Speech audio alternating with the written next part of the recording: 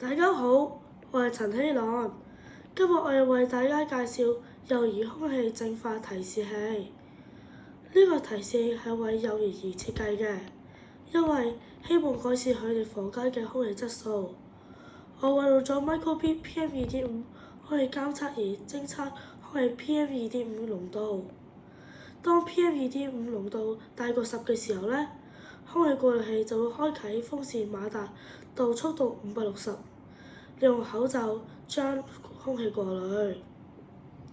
我會將口罩做過濾物料同薄木板做外殼，製作呢個提示器，因為呢啲材料既經濟又容易攞到。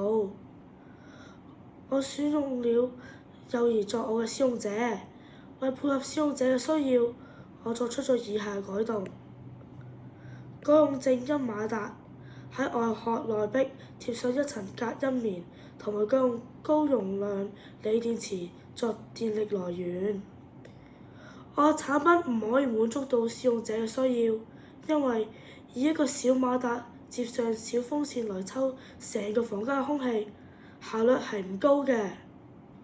由於技術不足，如果有機會可以再做多一次嘅話呢，我認為可以作出以下改善：從不同途徑，例如書本同互聯網去揾點樣可以提升抽風效率。